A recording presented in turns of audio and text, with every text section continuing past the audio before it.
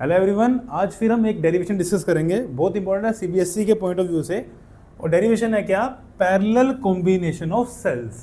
ठीक है, उसमें हमें निकालना है इक्विवेलेंट ईएमएफ और इक्विवेलेंट इंटरनल रेजिस्टेंस। तो क्वेश्चन में गिवन क्या होगा कि दो सेल हैं, EMF E1 internal resistance R1, दूसरे की EMF E2 internal resistance R2, और इन दोनों को हमने जोड़ दिया एक एक्सटर्नल रेजिस्टेंस कैपिटल R से, और ये दोनों सेल जुड़े हैं आपस में पैरेलल में। तो आई होप डायग्राम समझ आ गया होगा।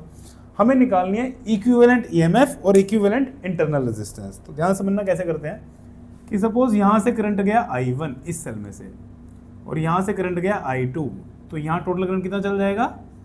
I1 plus I2। हमने किरचॉफ लॉ में पढ़ा था, जिसने नहीं देखा वो लेक्चर देख लो पहले जाके। यहाँ पे भी कितना? I1 plus I2। इस पॉइंट को मान लेता हूँ A और इस पॉइंट को मान लेता हूँ B। यहाँ तक डायग्राम समझ आ गया? ठीक है, और ये टोटल करंट मान लेते हैं I था ये। ठीक है, अब A और B क्या इन दोनों सेल के टर्मिनल्स हैं? देखो इस सेल, ये सेल भी A पे जुड़ा है, ये सेल भी A पे जुड़ा है, ये सेल भी B पे जुड़ा है, ये सेल भी B पे जुड़ा हुआ है। तो मैं मान लेता हूँ potential difference between A and B को V। ये V होता है हमारा क्या? ये होता है टर्मिनल पोटेंशियल डिफरेंस। अब तुम लोगों ने इक्वेशन पढ़ी होगी, V is equal to E minus I R. V is terminal potential difference, E is EMF, I is current and R is internal resistance.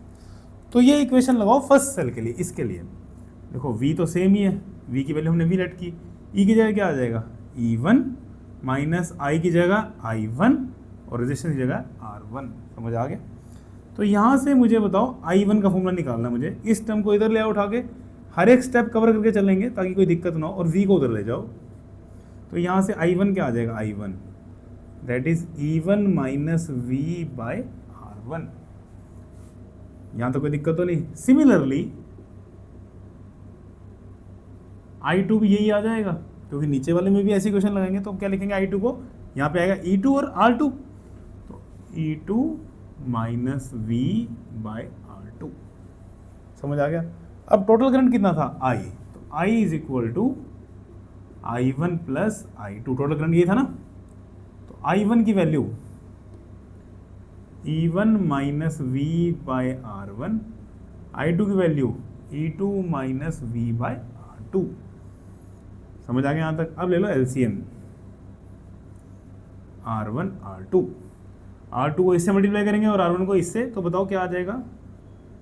E1 R2 minus VR2 plus E2 R1 minus VR1। समझ आ गया? इसको इधर multiply कर दो, I R1 R2, E1 Y term एक साथ कर लो, E1 R2, इसको इधर ले आओ, E2 R1 माइनस V, अंदर क्या बचा? R1 plus R2। समझ आ गया? देखो इन दोनों में से मैंने कॉमन निकाल दिया V, तो अंदर क्या बच गया? R1 plus R2। अब क्या करो? V वाले टर्म उठा के इधर ले आओ और I वाले टर्म उठा के उधर ले जाओ। डेरिवेशन कर रहे हैं, लास्ट में आंसर आ जाएगा R1 प्लस R2 क्या आएगा? E1 R2 plus E2 R1 minus I R1 R2। समझ आ गया? आप V को इधर रखो, इसको डिवाइड में ले आओ यहाँ पे, तो E1 R2 plus E2 R1, इसके नीचे R1 प्लस R2। देखो R1 plus R2 total divide में आना था, मैं इसके नीचे अलग लिख रहा हूँ, इसके नीचे अलग लिख रहा हूँ, minus I R1 R2 bye R1 plus R2। समझ आ गया यहाँ तक? इसको नाम दे देते हैं इक्वेशन फर्स्ट। अब हमने ये इक्वेशन पढ़ी है क्या?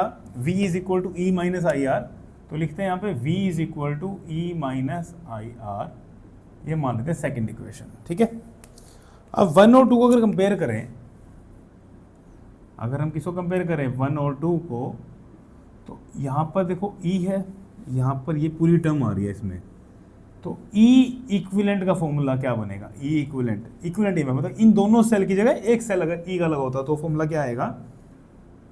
E1 R2 plus E2 R1 by R1 plus R2।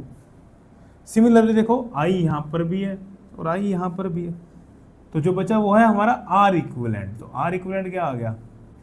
R1 R2 bye R1 plus R2। तो ये हमारी डेरिवेशन कंप्लीट हो गई। Two cells connected in parallel to an external resistance capital R हमें निकालना था इक्विवेलेंट ईएमएफ और इक्विवेलेंट इंटरनल रेजिस्टेंस। तो ये रिजल्ट है, और ये याद रखना न्यूमेरिकल पर्पस के लिए ये रिजल्ट सिर्फ 2 सेल्स के लिए वैलिड है। तो आई होप समझ आ गया होगा, तो आप इसको नोट कर सकते हैं।